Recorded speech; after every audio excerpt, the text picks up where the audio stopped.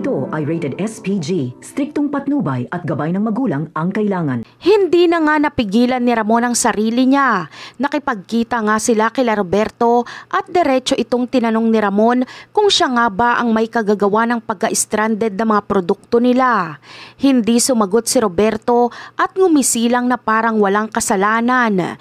Lalong nag-init ang ulo ni Ramon sa inasal nito. Tinutukan na ni Ramon si Roberto gamit ang kanyang armas. Sinabing wag na itong magkunwari pa. Alam na niya ang totoo.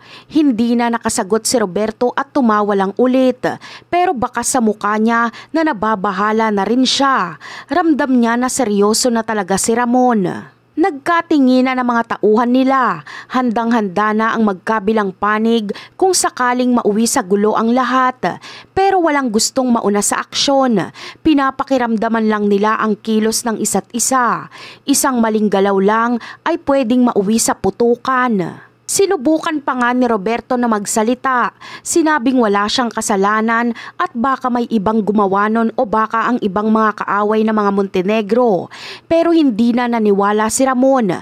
Para sa kanya, kilala niya na ang galawan ni Roberto at hindi na siya pwedeng lokohin pa nito. Kaya sumigaw si Ramon sa mga tao niya at inutusan silang kunin ang mga produkto kahit pa may mga harang sa daan.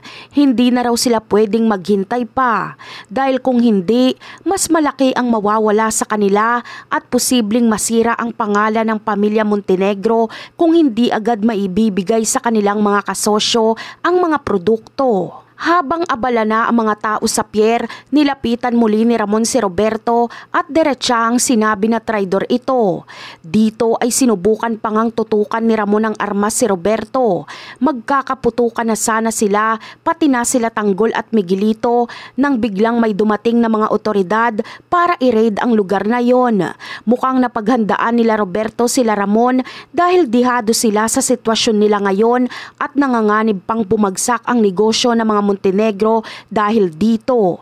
Sabay-sabay na nagpulasa ng lahat dahil nagpaputok na ang mga otoridad. Ngunit sa sitwasyon nila Roberto ay lamang sila dahil planado niya ang lahat ng yon. At yan ang aabangan natin sa susunod na episode. Bye!